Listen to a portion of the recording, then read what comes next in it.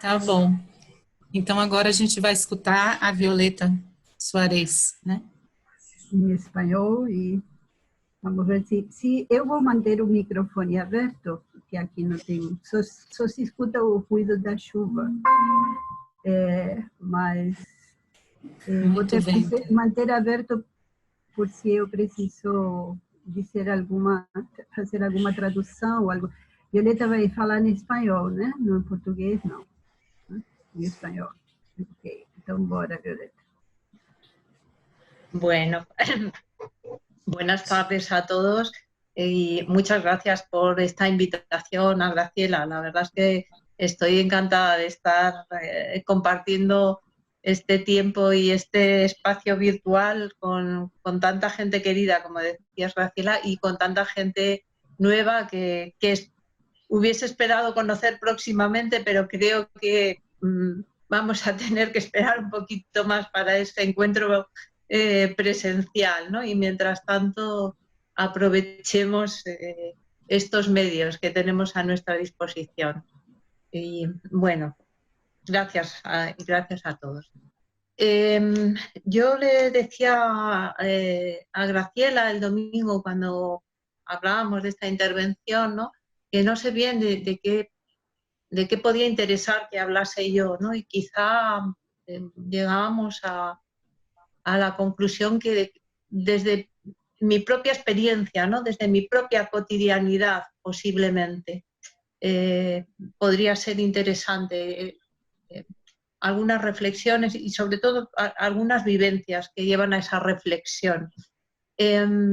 Yo trabajo en aparte de formar parte de Área 3, que es una organización, es una asociación sin ánimo de lucro que tiene también como 30 años de vida y que comenzó como un agrupamiento alrededor de una publicación, de una revista, y que ha ido cambiando, y en este momento se dedica fundamentalmente a la formación, ¿no? Pero además de esto,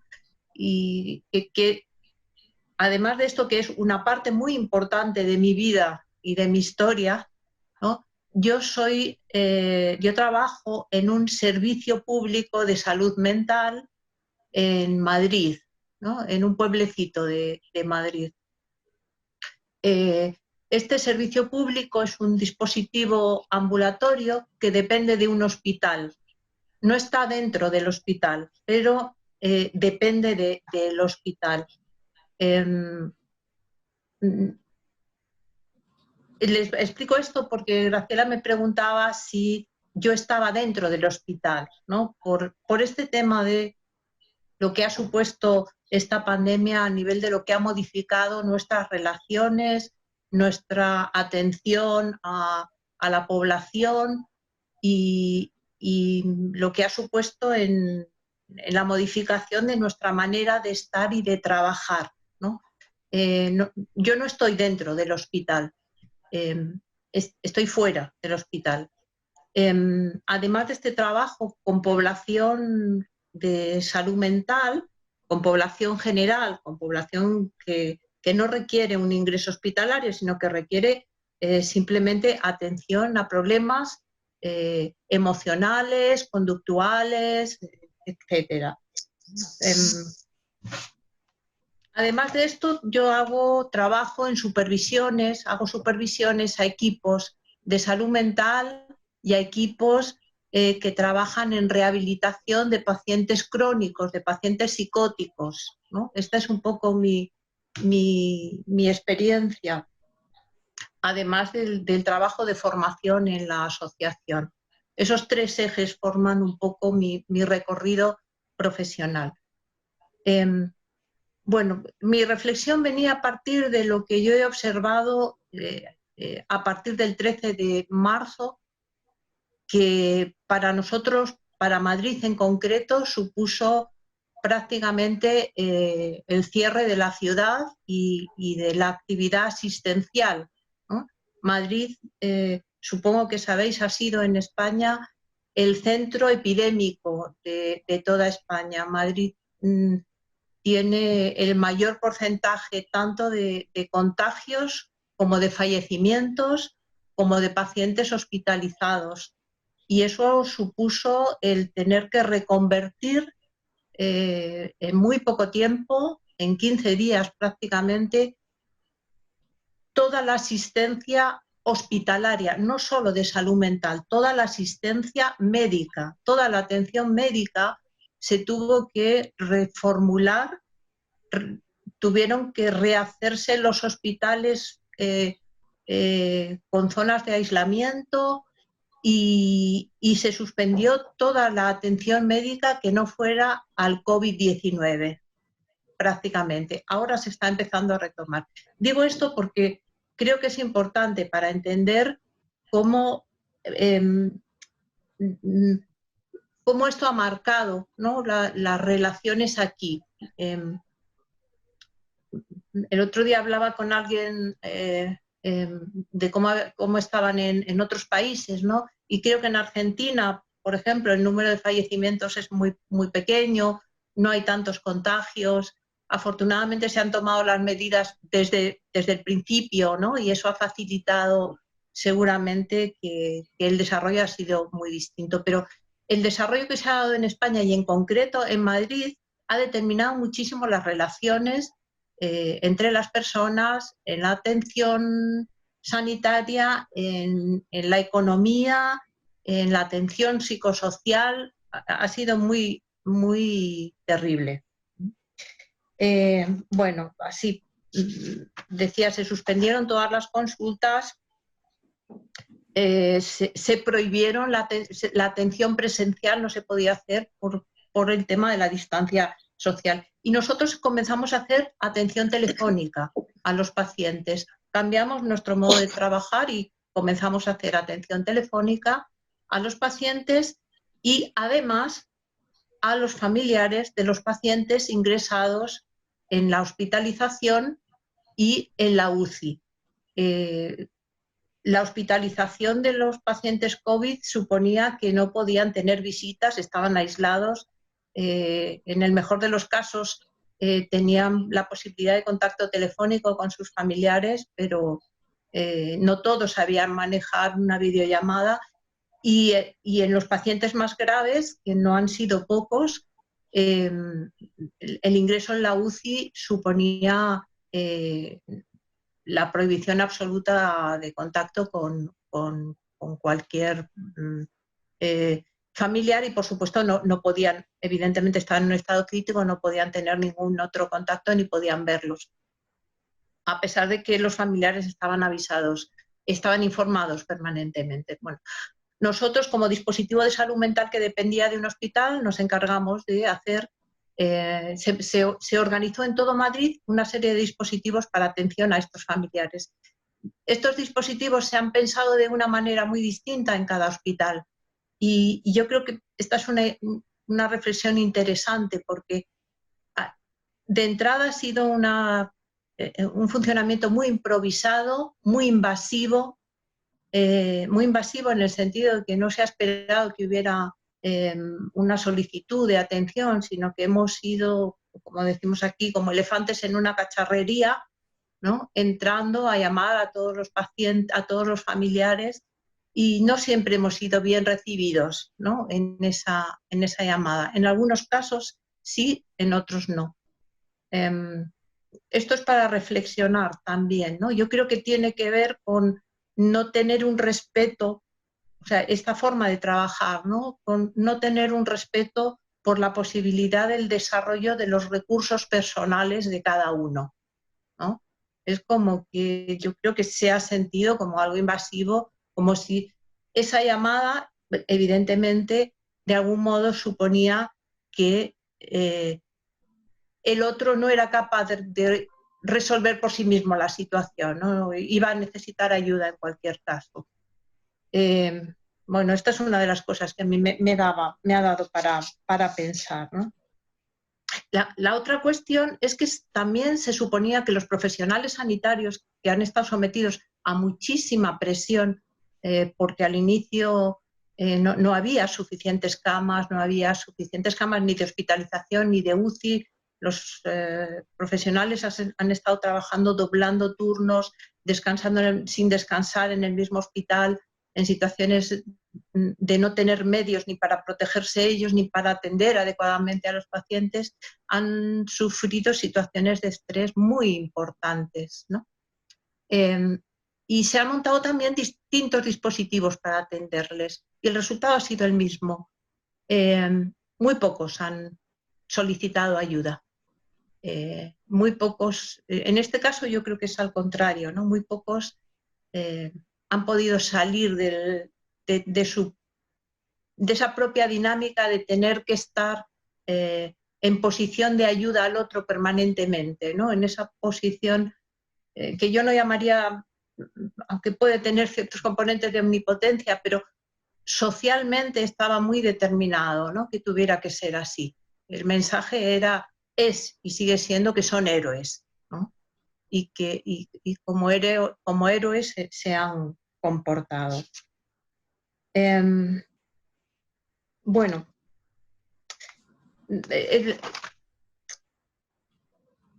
aún es pronto para evaluar cuál ha sido el resultado, ¿no? De las diferentes modalidades de atención que ha habido y de los efectos de esta improvisación, de esta invasión en la posibilidad de utilizar los recursos propios del otro. Pero lo que yo he percibido es que si algún efecto bueno, si algún efecto realmente eficaz había en la instalación de estos dispositivos, esto era posible en tanto en cuanto había un respeto por la posibilidad de establecer un vínculo, ¿no? De un vínculo real, de un vínculo de conocimiento que permitiera la conexión con la otra persona. Tanto a nivel personal como a nivel institucional. Quiero decir, por ejemplo, los servicios hospitalarios que no tenían conexión con los equipos de salud mental previamente a esta situación de COVID, no han podido establecer una conexión de solicitud o de intercambio, ¿no? De solicitud de ayuda o de pedido de algún tipo de intervención. Aquellos que ya tenían un vínculo previo lo han podido establecer. Quizá porque ese vínculo es imprescindible para poder confiar en el otro, ¿no? Y también eso a nivel institucional es así. Es decir, no solamente de persona a persona, sino de servicio a servicio, ¿no? Como de equipo a equipo, no solo de individuo a individuo. Y seguramente más en esta situación en el que la amenaza o lo amenazante circulaba, ¿no? Como un fantasma permanentemente entre todos nosotros.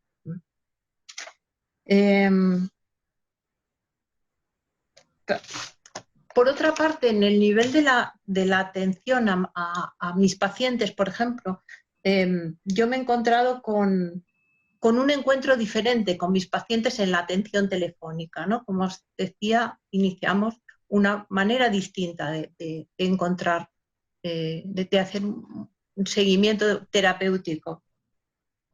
Mi percepción es que se añade al vínculo un factor distinto al que había previamente, como un factor de humanización, ¿no? Que no sabría muy bien cómo describir más allá de quizá una mayor cercanía en el sentido de que hay algo que nos iguala en esa relación que no estaba antes, ¿no? Sin que se pierda el vínculo o la discriminación del rol de cada uno, y sin embargo se añade un elemento distinto.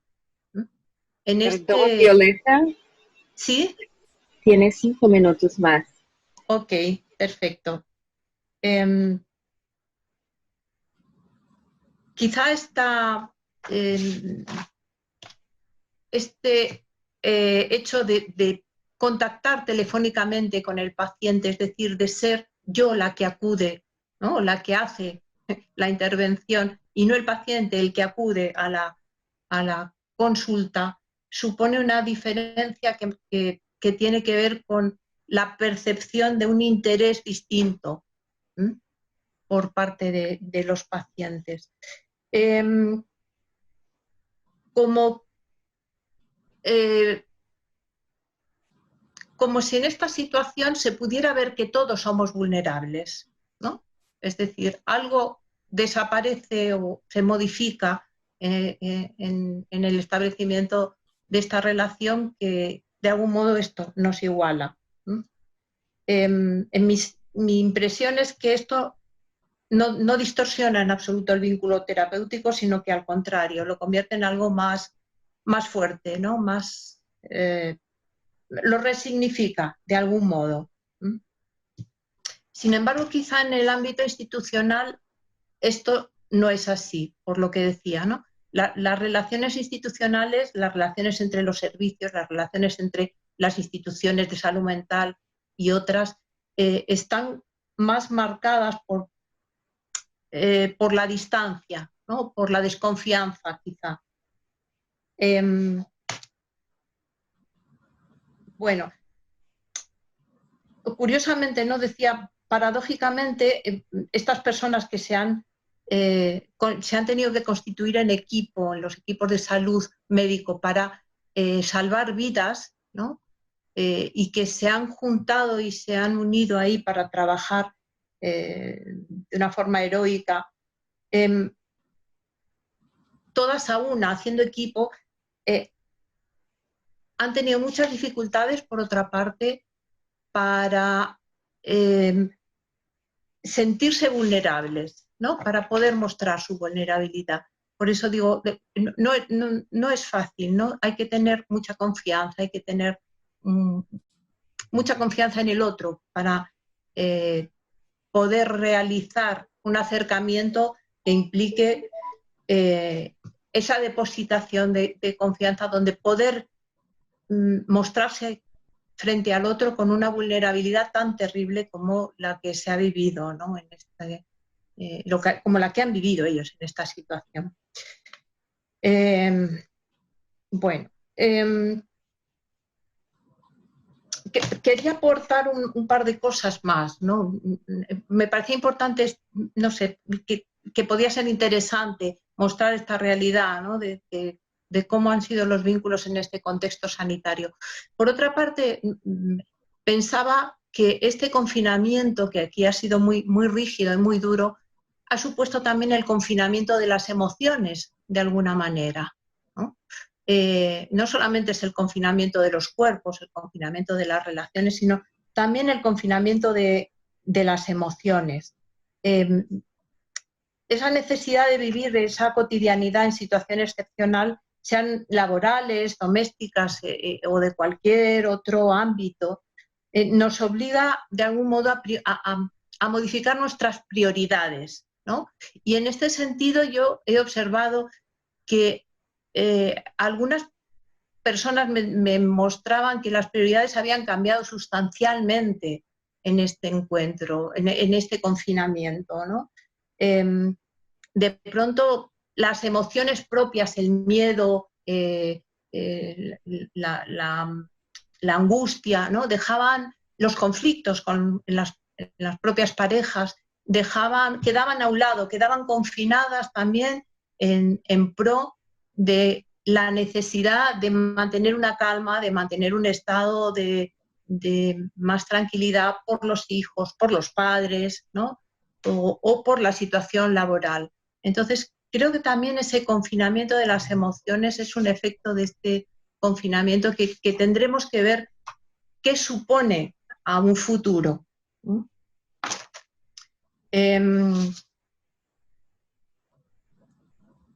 Bueno.